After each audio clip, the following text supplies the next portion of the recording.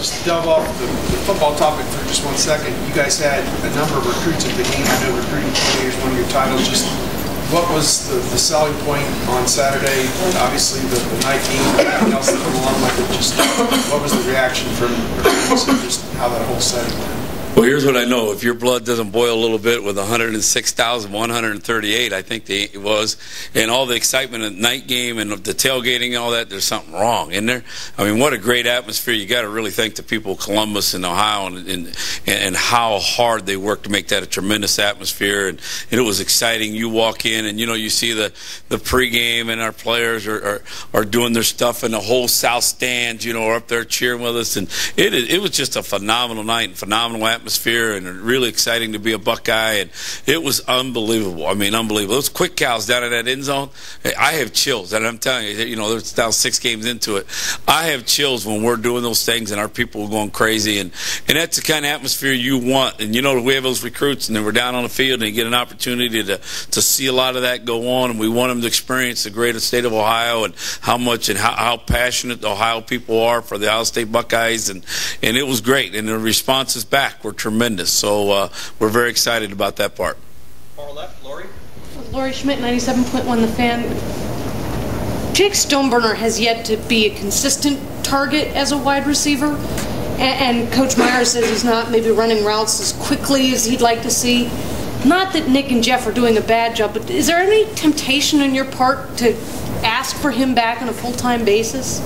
Well, the nice thing about our offense, if you kind of watch it, I know there's been some ups and downs in what we're doing, but you really look at what we've done through the year. We've distributed the ball very, very well.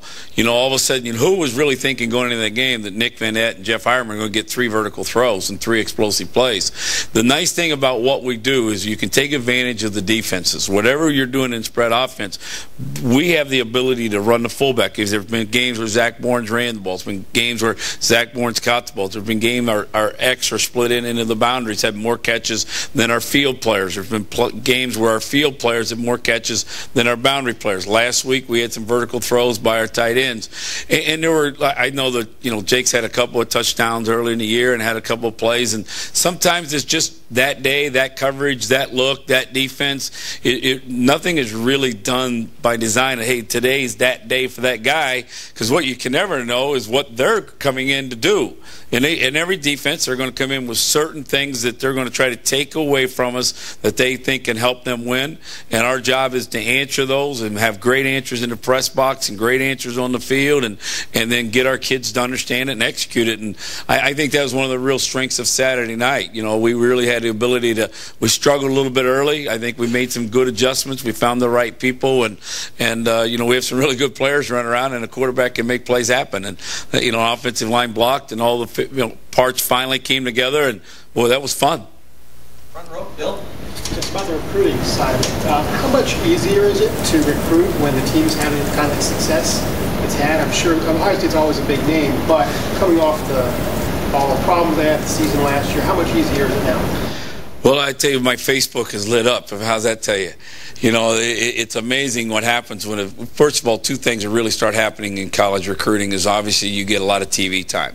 You play on 2 national stages 2 weeks in a row. All of a sudden, the people who are out of state really catch their eye because they get a chance to see you. And there is a tremendous power to that.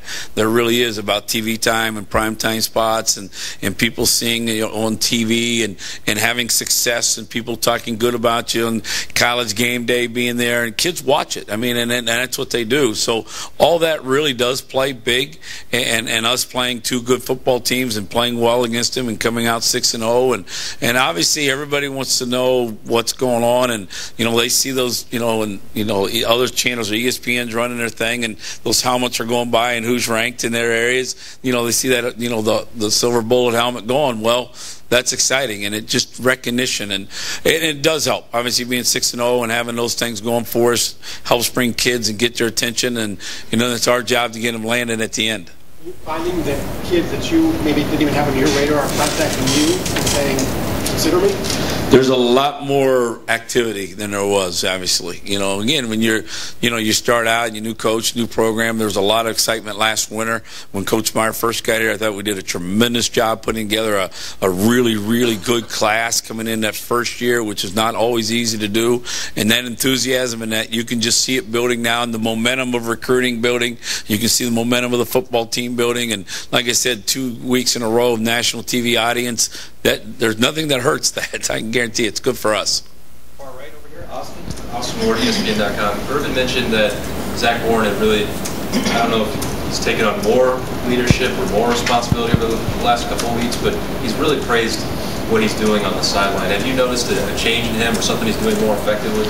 It's funny. We had to talk about it today a little bit. He came in, and, today's an off day for our players, as you know, but a lot of the guys will come in and get treatment or watch a little video, and I happen to be in my office working, and we came in and we talked for a while. I think he's really healthy. I think that's something that made a difference. Whenever you don't feel real well at times, and, he had those normal bumps and bruises coming out of doubles, and I think he's really healthy. I think he understands the system better. He understands the coaching process better. He truly, if there's a guy that had to probably make more changes than anyone else in systematically from an offense a year ago to this year, is probably him. Wide receivers run routes and catches, but the fullback position in itself changed drastically. And to manage all that and learn the offense and to do the things, I think he's tremendously comfortable now. And I just can't be happier with how he's, how all that has come together. The pieces have come together. And we talked about it today, and he's really excited for this weekend and another opportunity to get better and getting on the practice field. But I think it's all those things and all those factors coming together. And that, listen, they're still kids. They're not robots, and you can't just program them in and say go. They got emotions and feelings and all those things. And I think he's doing a great job of managing it. And I'm in a press box, so I really don't know. And Coach Meyer actually said to the staff on Sunday, the offensive staff, when we were watching video, he goes, because Tim, it was an A+, Zach Boren on the sideline, how he managed it and, has a lead. And we try to give him a lot of incentive to do that. And Coach Meyer is phenomenal about bringing guys, the cream rises to the top. He's phenomenal about bringing those guys along, and Zach's responding very well. Front left, Doug. Doug Lane, Cleveland Plain Dealer. We were asking Coach Meyer about his old team at Florida being undefeated. Coach Combs, his old team at Cincinnati, is undefeated. How much are you still paying attention to Notre Dame, and what do you think about their start so far? I'm really excited for them. Obviously, there's you make relationships. So one great thing about this business is that they're still young men, and I coach this thing for one reason. I want to watch young men develop, have great relationships and rapport with the players, and be part of that educational process. I know it's much bigger than that, and when you look at the whole perspective, but that's why I do what I do. I love the coaching, but if I had to go be around a bunch of adults all day, every day, in the intense environment we're in, I couldn't manage it. It's the players that you love, and it's the players you love dealing with. So obviously there's still some emotion there with the young men that I coach and help recruit and do that. So I'm very proud of them. But to be honest with you, other than scores and an occasional text here and there every once in a while from a former player or one of the coaches, it's all Ohio State. There just isn't time. I don't talk to my wife, let alone them. Quick on talking about what you guys are doing in recruiting and seeing that in the future.